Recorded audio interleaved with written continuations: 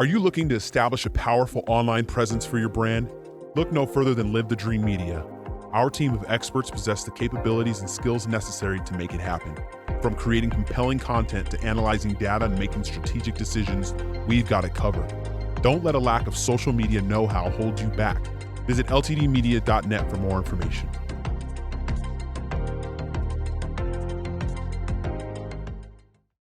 Hey everybody, welcome back to another episode of Local Marana. I'm Clint Peak, your host, and I have the pleasure this morning, as always, of being with the Marana Mayor Ed Honea. Good morning, Ed. Good morning, Clint. It's a beautiful day. Another beautiful day.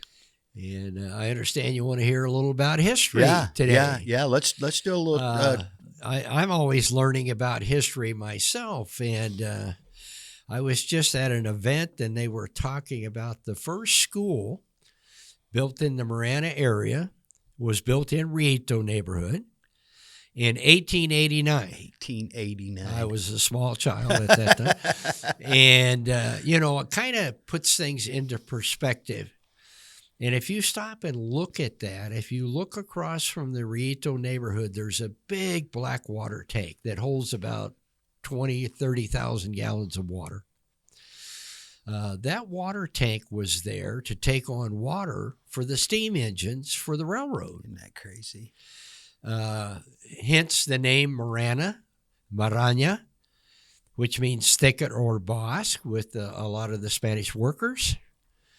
You know, we're going to the thicket to work. We're going to cut wood. You're going to take on water in Rito for the steam engines to make their way through our community.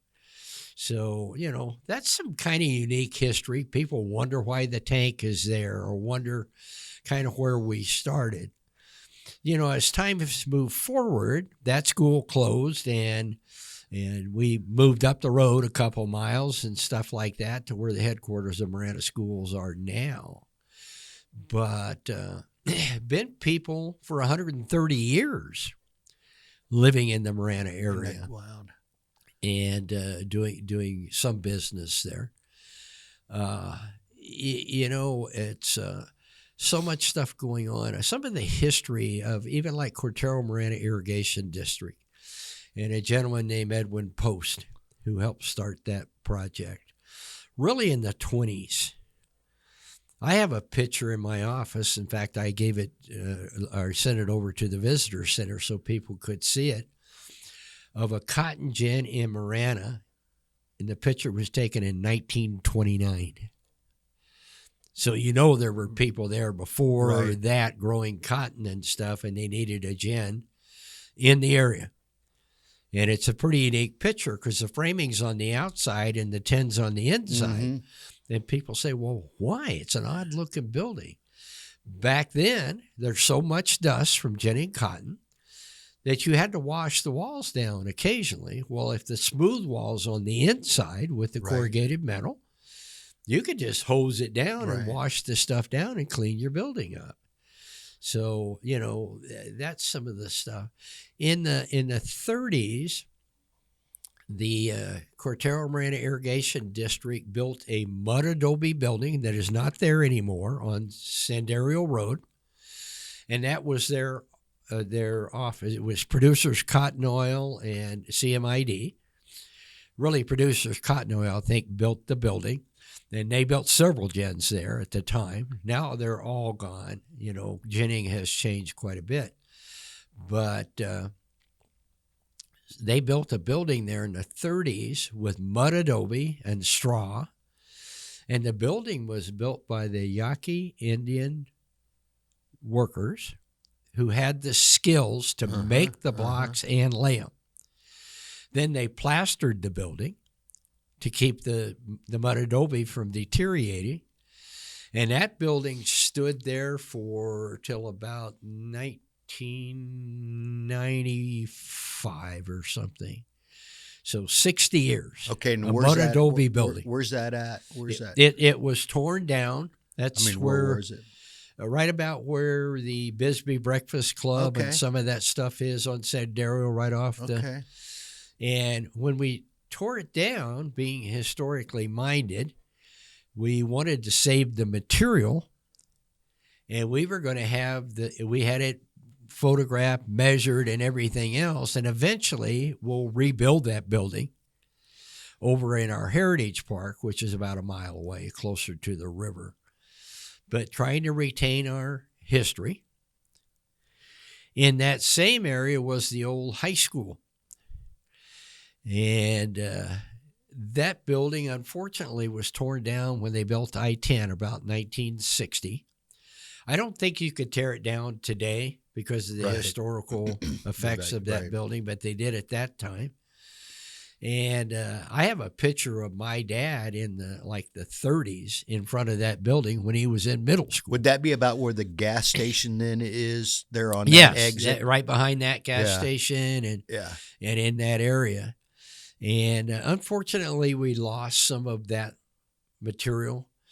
Nowadays, historical material is much more protected, and you have to go around it or do things to facilitate it. But that entire building, it was a 2-story building with a basement in Arizona, and it was heated by steam. You had a boiler in the basement, and it ran steam up through pipes into these metal heaters in the classrooms.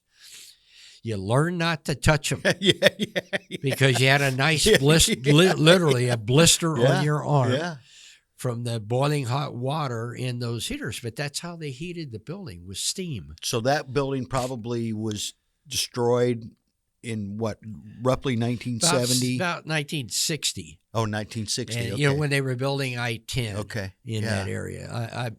I wish we had that building. Yeah. We could have I remember protected the other one. Now that you mentioned that other one, the mud adobe building? that was 1995 or something like that, right? Right. I remember that one now that you mentioned And unfortunately, we've kind of lost some of that stuff. I hate that. But there's so much history in Marana. Marana really, CMID, Cortaro Marana Irrigation District, really kind of gave us our push to get started. And when what time frame? I'm going to say in the mid to late 20s. Okay. Really got going in the 30s, and cotton became the king. Yeah, and you grew cotton everywhere. Well, then that brought in farmers, and it brought in people to work on the farms. And that was about the time frame your grandparents showed up in the 30s. And a lot of the people that worked on the farms were people of color. And unfortunately, in those days, we didn't all live together like we do today in Marana, and I'm very proud of that. I might get to that a little later. And they kind of settled in Rito. And that became a huge neighborhood of mainly people of color. Many of my very good friends from school grew up in that neighborhood and stuff there in North Marana. And the culture was kind of changing. You had a lot of Yaqui craftsmen that came to work on the farms and all that kind of stuff. And they started the Yoam Pueblo, which was actually land owned by Cortaro Marana Irrigation District. And they came because they needed, I think they call them Sanjaros, people to work to run the water or pull the gates out of the ditches or run water to different fields and stuff. And eventually that land was given to Pascual Yaqui tribe. And it's not tribal land, but the families that live on the land are Pascual Yaqui members. So we're proud of that. We did maintain some of our history. And we still see the modern version of those water canals still at work along that same stretch. Yeah. And still got the gates and... So we kind of started with farming, cotton farming primarily. And then we branched out a little bit into ranching around the foothills areas and stuff that weren't set up for farming, because you had mesquite beans and grass and stuff for the cattle to graze on. And also the Asarco mine, Silver Bell mine. And the history on it, which started, I think, really in the 1800s. It was the old Sasco mine, which some of the remnants on the other side of the mountain are still there. And so you ended up with mining. and they hauled the ore down to I-10, and there was a railroad spur there, and they would dump the ore in a big chute, and it would load it on railroad cars, and then they would send it to Hayden or somewhere else to have it smeltered, into copper. So that became a huge part of our community. About that same time, El Paso Gas built a pumping station out there as well. To put these in perspective, Silver Bell had about 300 homes up there. The gas pumping station had about 80. But in order to get workers to come and work, you had to have housing in the area for the people to work. Now, that housing in both areas has gone away, although both are still open. Mm-hmm. But they drive from North Marana or Tucson to work in those facilities. So we were miners, we were the gas pumpers, we were farmers, we were ranchers, and we had all kinds of different things going in. There were also many different Chinese families that moved into North Marana. Several of them are really good friends of mine until today. Councilmember Herb Kai's on our council, and we graduated from high school together. And they started moving into the area. A lot of times they would sell produce off of a trailer. They would go to labor camps and sell foods to a lot of these folks. Many of them probably didn't have a car, and so they would come around and sell produce or different things to the people that lived in the labor camps. In the very early days, the schools were segregated. There was a lady named Mrs. Maxwell, a lady of color, great lady, tremendous history on her alone.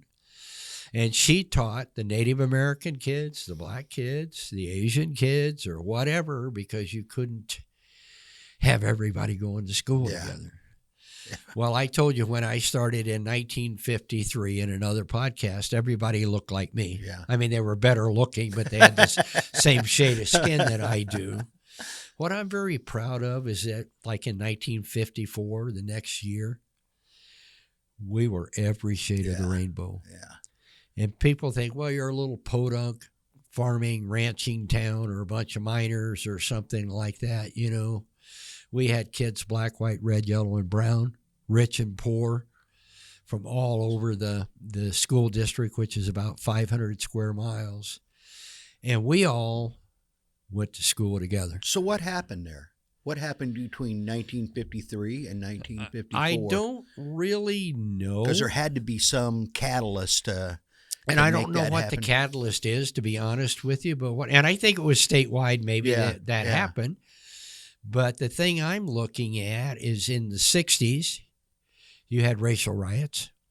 And some even in the 70s, as far east as Boston and some of the suburban areas around there. And I'm looking at that, and by that time, I'm a young adult, probably in the military at that time, out of high school. And I'm like, man, my black and red and brown friends went to school with me. Yeah.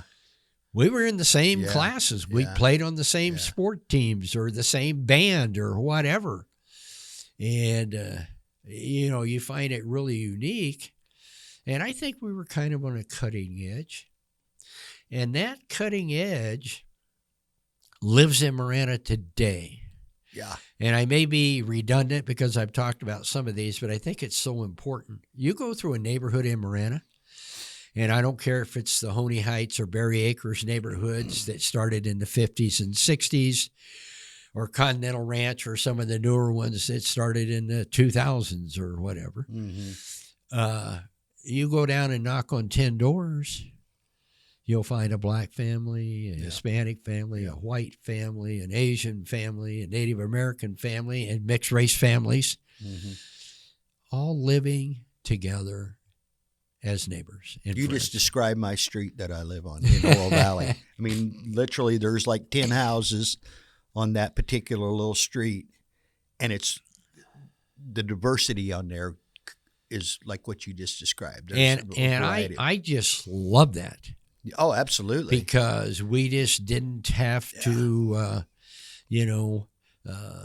go through all those battles when I was a young man. Yeah. Because that was taken care of when I was a kid, 6 or 7 years old. And I love that in our communities that I call us eclectic communities. Yeah. It's just nobody cares. Yeah.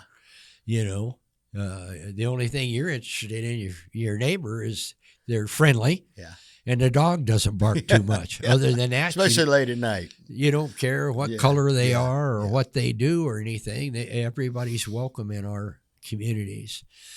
I think that has lived until today. I've had people ask, why do you think Marana's different? We're growing so quickly. We're becoming a major power in Pima County. Over 60,000 people now. Housing is growing very rapidly, but commercial is even growing faster right now. And I said, I think we maintain those old philosophies.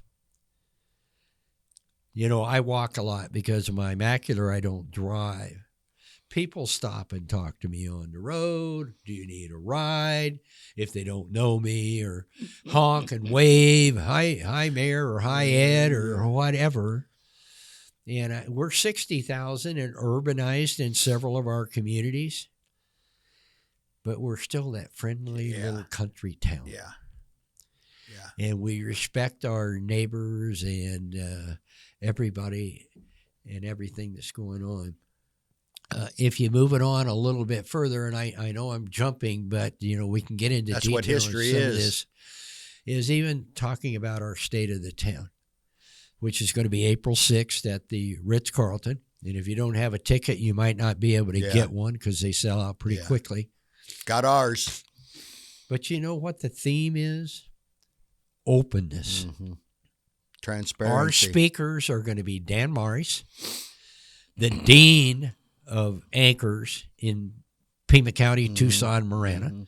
Dan works in Marana at KOLD. He lives in Marana in the Willow Springs neighborhood. Raises his family in Marana. Family in Marana and everything else. He's going to talk. Danelle Confair, who lives in the San Lucas neighborhood right across from me, is the weekend anchor on ABC. And she lives in Marana, and her kids are growing up in Marana. And she's getting ready to have a kid. And I wanted her to speak because of the format. And she says, Mayor, I'm going to be, I might have my baby about a week or two before the event. And I said, well, put the baby in a sling and come and talk. So she may be on video, but she's part of the format. The other speaker is going to be Vickie Hathaway, who runs our communication departments. And Vic just, for our community outreach and putting us in touch with people and being transparent, she's very important. And then I will speak as well. And I'm going to talk about what we're doing right here, doing podcast on water, parks, police, roads, whatever you want to talk about, growth, history. And I'm going to talk about me doing these and Terry Rosema on our town website doing podcast as well. In fact, I did one with him Monday. We want the people in this community to know exactly what we're doing. Our budget is on the webpage. If we take in money, we post it on the webpage. If we spend money, we post it on the webpage. Our hirings and different things are on the webpage. And then Terry and I doing podcast on different subjects. We don't have anything to hide. We'll always tell you the truth. And the axiom behind that is, I will always tell you the truth, even if you don't like it. Because I don't want to remember the lie I told you the next time I'm talking to you or your friends. And that's kind of a way of life here. I can speak to the information that's available because I mentioned this before, I believe in another podcast or certainly in a conversation you and I were having. I needed some information, some demographic information.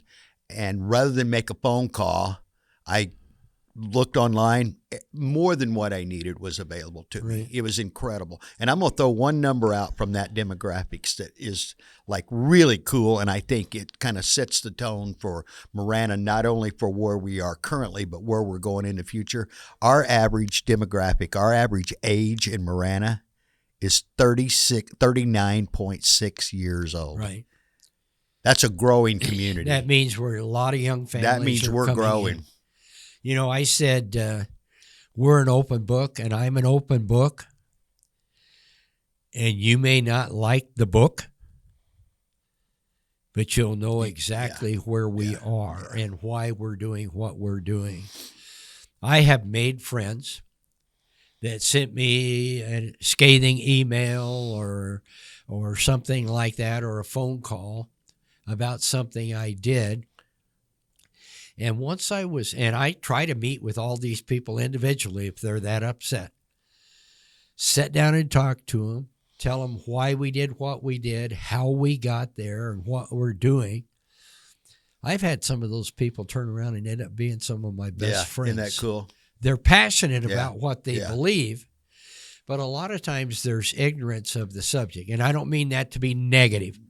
I just mean they just don't know. Right. And if you tell them why, even if they don't like the book, Right. they can understand, reasonable people can understand why you're doing, or why you're spending the money, or why you're doing what you're doing. And so we're just gonna tell people we're transparent. Right. You want to know something about us, call Ask. us. My personal cell phone number's on my business card. I mean, the office is on there as well. And I've seen him pass a lot of those out. I saw you pass out some this morning. Passed out one this morning. But, I mean, if you want to talk to me, call me. I would rather you call my office because, like I said, I got 4 meetings today. You're right. But it's a and you've already had 2 already, and that's just we're just in Wednesday. Right. The rest of your week looks like that, doesn't it? Oh, you got meetings tomorrow. You got meetings Friday, and you have public events on meeting Saturday. with some high level officials over the next couple of days. I'm not going to go into that right now, but I might the next podcast. Well, we're going to want to report on that. But we're accessible, and it's not just me; it's all of our council. I will tell you what I did last week, and I was talking about events. I went to 2 chamber events. One was to name the chamber building after Ed Stolmaker, a man that I love and respect. I called him my brother, who passed away a couple of years ago and did so. And one was the 2340 Foundation at the Ritz, their luncheon, where they honor teachers and individuals in the community that help education, and students with $2,500 scholarships. And I think they had about 10 of them. That's awesome. And then I was at the minimum security prison for a meeting because those people work on helping to clean That's our roads. something you do regularly, isn't it? Yeah, the prison outreach. And I was at the Chamber of Commerce, like I said, for the Ed Stolmaker, but I was also at their other meeting, the Insights meeting at the Northwest Fire, and I was the speaker there. So I said I went to 2 chamber events, I went to 2 school events, went to the prison, talked to a bunch of people, and in fact had a meeting this week. Amanda Wiggins from the chamber we have a new Josh, and I can't remember his last name, the new director for Marana Health Care. And him, and brought Dan Streeter from the school, and Chief Brad Bradley, and Terry Rosema, and Eric Montague, and myself, and different ones in to meet this individual and kind of talk, because what we're trying to do in this community is make sure everybody does well. And our philosophy is I don't have to get the credit. If you can do it better than me, you do it. Yeah.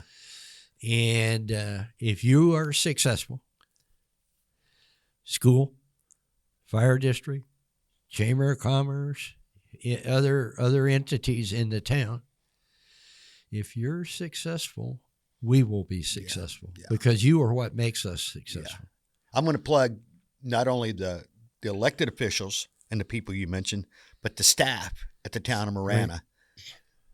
You reach out. They might not answer the phone. You might have to leave a message. I'm not going to say that they are always, but I'm telling you, you're going to get a call back every time. Everybody gets every time. That's company policy. Somebody sends an what can email. You say that with anywhere else? In most organizations, they 100%, you're going to get a call back. Well, you can't. You're not going to say that. And I will even talk about our friends at the city of Tucson. I've talked about this before. Their police personnel are great. They're good people, men and women. Risk themselves every day to protect them. Mm-hmm. When they come on duty, they have 25 calls on their computer. Mm-hmm. Well, they have to go to ones where somebody may be in danger or property's in danger or something like that. And 10 or 12 of those calls don't get any response. No callback, no response to the call or anything else. You know, if somebody calls about a suspicious person in their neighborhood and the other person calls and says, I see somebody breaking into a business, where's the police officer going to go? And you may never get a response on that person in your neighborhood. And it's not because they're bad people. There's just not enough of them. That will not happen in Marana. If you call us, you will get a response. Like I said, we're an open book. Yep. Sometimes you don't like the book, but you will get a response. Yep. And we want to be transparent with you and open to you. Hey, so we're going to wrap this up because you got a couple places you got to go right away. Hey, put them to the test. If you got a concern, an issue, a compliment, call up the town of Marana and get involved. And as I always say, if you like what's going on, stay active, keep the ball moving. If you don't like what's going on, get involved, stay active, bring the changes. And I will come and talk to your church group, your civic group, you know, your 4-H or FFA group. I don't read to the kids anymore because of my vision problems, but I was at 2 schools last week and the kids read to me. But then I answer questions for children. And, you know, for a 7 or 8 year old, the most important question is, when are you going to fix the teeter-totter at my park? And for pressing issues. But that is an issue for them. Yes. And I love that. Yeah. I love talking to the kids.